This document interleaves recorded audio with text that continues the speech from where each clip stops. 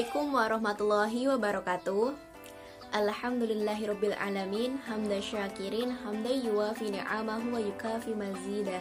Ya Rabbana lakal hamdu kama yanbaghi li jalali wajhikal karimi wa 'azimi sultani. Puji syukur atas kehadirat Allah Subhanahu wa taala. Alhamdulillah atas segala nikmat dan karunia-Nya pada hari ini hingga detik ini.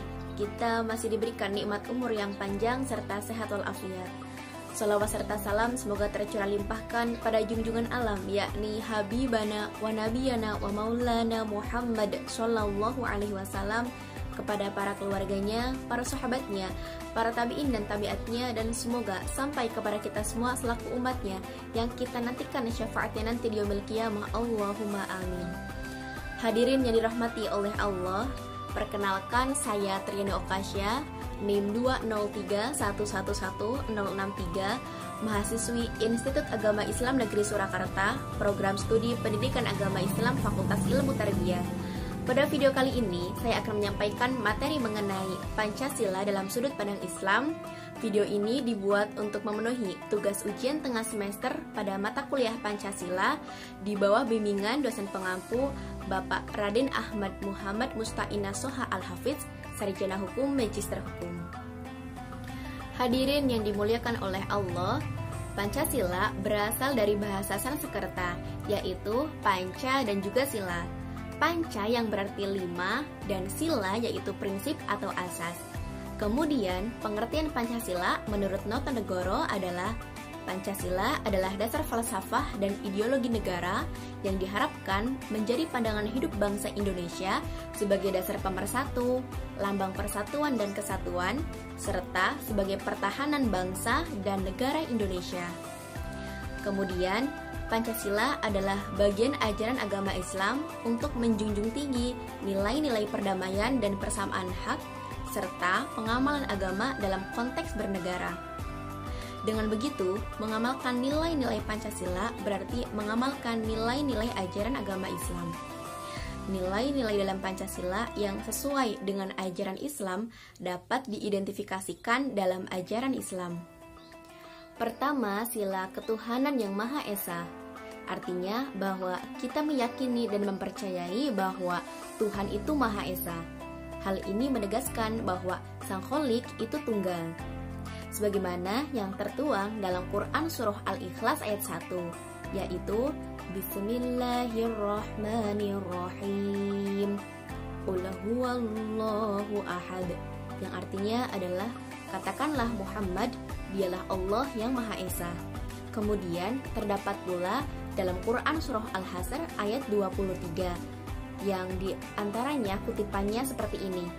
Bismillahirrahmanirrahim, Huwallazi la ilaha illahu, yang artinya adalah dialah Allah yang tiada Tuhan selain Dia. Demikian juga ditegaskan oleh Rasulullah Shallallahu Alaihi Wasallam bahwa Islam itu didirikan atas 5 perkara: persaksian bahwa tidak ada Tuhan kecuali Allah, dan persaksian bahwa Muhammad itu utusan Allah. Semuanya menegaskan bahwa mentauhidkan Allah itu mutlak bagi setiap warga negara Indonesia. Hal ini menandakan bahwa kesesuaian antara ajaran Islam dengan nilai kesatu pada sila Pancasila. Hadirin yang dimuliakan oleh Allah, kemudian kedua, sila kemanusiaan yang adil dan beradab. Kita harus menjunjung tinggi nilai-nilai keadilan dan keberadaban dalam pergaulan antara manusia. Tidak ada yang saling menzolimi. Hal ini sejalan dengan Quran Surah Ar-Rahman ayat 9, yang artinya adalah, dan tegakkanlah timbangan itu dengan adil, dan janganlah kamu mengurangi neraca itu. Rasulullah Shallallahu Alaihi Wasallam juga bersabda, yang artinya adalah, wahai manusia, sesungguhnya yang membinasakan orang-orang sebelum kalian adalah jika orang terhormat di antara kalian mencuri, mereka membiarkannya. Namun, jika yang lemah mencuri, mereka menghukumnya. Disampaikan oleh Muttafaq alaih. Keadilan mutlak harus ditegakkan, tidak boleh pandang bulu. Jika terjadi kecurangan dan ketidakadilan, maka kehidupan antar manusia tidak pernah aman. Akan dibayang-bayangi oleh ancaman, contohnya. Selain daripada itu, kehidupan manusia harus diwarnai dengan akhlak yang mulia atau perilaku beradab. Allah Subhanahu wa Ta'ala berfirman dalam Quran Surah Al-Qalam ayat 4 yang berbunyi, Bismillahirrahmanirrahim, wa innaka la'ala khuluqin azim, yang artinya adalah sesungguhnya engkau Muhammad berada di atas budi pekerti yang agung. Sedangkan Rasulullah Shallallahu Alaihi Wasallam bersabda, yang artinya adalah bahwasanya aku Muhammad diutus menjadi Rasul, tak lain adalah untuk menyempurnakan akhlak mulia. Hadis riwayat Bukhari. Hal ini semakin menegaskan bahwa adab dan akhlak sangatlah penting dalam kehidupan sehari-hari bagi warga negara Indonesia. Jika kita benar-benar taat beragama, insya Allah otomatis bisa berbuat adil dan akhlaknya baik antar sesama. Hadirin yang dimuliakan oleh Allah, yang ketiga adalah sila persatuan Indonesia. Kita harus menjunjung tinggi nilai-nilai persatuan dan kesatuan. Walau kita beragam suku, agama, bahasa, dan ras, tetapi kita tetap satu, yaitu Indonesia. Allah Subhanahu wa Ta'ala berfirman dalam Quran Surah Ali Imran ayat 103 yang berbunyi, Bismillahirrahmanirrahim, wa'tasimu bihablillahi jami'an wa la tafarraqu, yang artinya adalah, dan berpeganglah kamu semuanya kepada tali agama Allah dan janganlah kamu bercerai-berai, yang diperkuat dengan sabda Rasulullah Sallallahu Alaihi Wasallam yang artinya adalah al-jamaah adalah rahmat dan perpecahan adalah azab. Hadis riwayat Ahmad. Kedua rujukan menegaskan betapa pentingnya persatuan Indonesia dan nasionalisme. Sehingga pada tahun 1919 keluarlah jargon Hubbul Waton Minal Iman, yang artinya adalah mencintai negara sebagian dari iman, oleh Kiai Haji Abdul Wahab Hasbullah. Semangat persatuan bukanlah hasil konvensi rakyat Indonesia, melainkan disemangati oleh nilai-nilai agama yang memandang akan pentingnya jamaah atau persatuan. Untuk menjaga keberlangsungan Indonesia, common vision harus lebih diutamakan, bukan pribadi, kelompok, golongan, atau parati. Dengan begitu, NKRI akan terus terjaga. Bersatu kita teguh, bercerai kita runtuh. Hadirin yang dimuliakan oleh Allah, kemudian sila yang keempat adalah kerakyatan yang dipimpin oleh hikmat kebijaksanaan dalam permusyawaratan perwakilan. Kita seharusnya menjunjung tinggi wisdom dan musyawarah dalam menegakkan politik nasional. Hal ini sejalan dengan Islam yang tertuang dalam Quran Surah An-Nahl ayat 125, yang artinya adalah, serulah manusia kepada jalan Tuhanmu dengan hikmah dan pelajaran yang baik, dan bantahlah mereka dengan cara yang baik. Demikian juga tertuang dalam Quran Surah Ali Imran ayat 159 yang berbunyi, A'udzu billahi minasyaitonir rajim. Bismillahirrahmanirrahim. Wastaghfir lahum wa syawirhum fil amr fa idza azamta fatawakkal 'ala Allah innallaha yuhibbul mutawakkilin, yang artinya adalah, dan bermusyawarahlah dengan mereka dalam urusan itu. Kemudian apabila kamu telah membulatkan tekad, maka bertawakallah kepada Allah. Sesungguhnya Allah menyukai orang-orang yang bertawakal kepadanya. Kemudian yang dikuatkan dengan, telah bersabda Rasulullah Shallallahu Alaihi Wasallam kepada Abu Bakar dan Umar, apabila kalian berdua sepakat dalam musyawarah, maka aku tidak akan menyalahi kamu berdua. Hadis riwayat Imam Ahmad. Begitulah ayat Al-Quran dan hadis Rasulullah Shallallahu Alaihi Wasallam bahwa kita dalam berpolitik sangat diperlukan pikiran dan sikap yang bijak dengan melibatkan hati nurani dan martabat. Demikian pula dalam urusan pembuatan keputusan hendaknya lebih diutamakan dengan cara musyawarah dan mufakat. Hadirin yang dirahmati oleh Allah, kemudian yang kelima adalah sila keadilan sosial bagi seluruh rakyat Indonesia.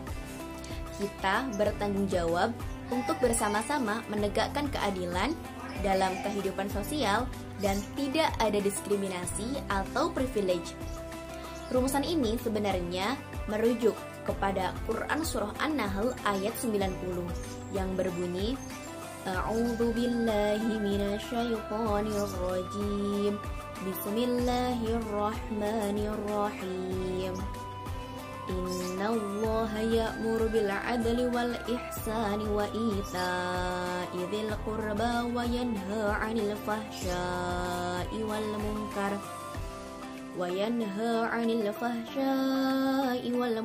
wal baghi ya'idukum la'allakum tadhakkarun.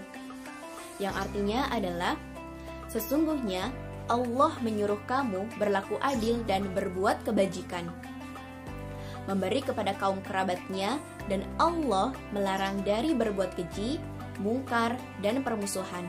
Dia memberi pengajaran kepadamu agar kamu dapat mengambil pelajaran. Hal ini dikuatkan dengan sabda Rasulullah Shallallahu Alaihi Wasallam, carilah keridoanku dengan berbuat baik kepada orang-orang lemah kalian, karena kalian diberi rezeki dan ditolong disebabkan orang-orang lemah kalian. Disahihkan Al-Imam Al-Albani dalam As-Sahihah nomor 779. Betapa anjuran untuk berbuat adil dan kebajikan untuk seluruh rakyat Indonesia tanpa adanya diskriminasi. Hadirin yang dimuliakan oleh Allah, kita harus semakin mengetahui bahwa dengan menjalankan kehidupan berbangsa dan bernegara berlandaskan Pancasila, semoga tidak menjadikan kita melenceng dari agama. Sesungguhnya, apa yang ada dalam Pancasila dijiwai oleh hukum Islam yang memang harus dijunjung tinggi oleh umat. Kita semakin mengetahui betapa Islam telah berkontribusi banyak terhadap tegaknya konsep Islam.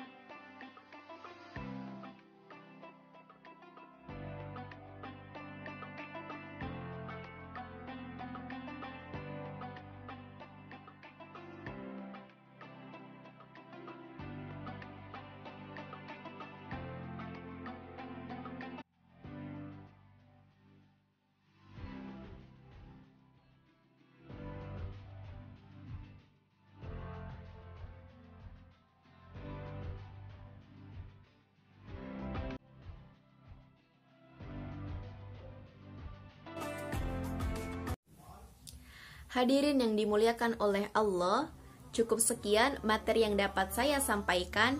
Semoga apa yang saya sampaikan tadi dapat bermanfaat bagi kita semua.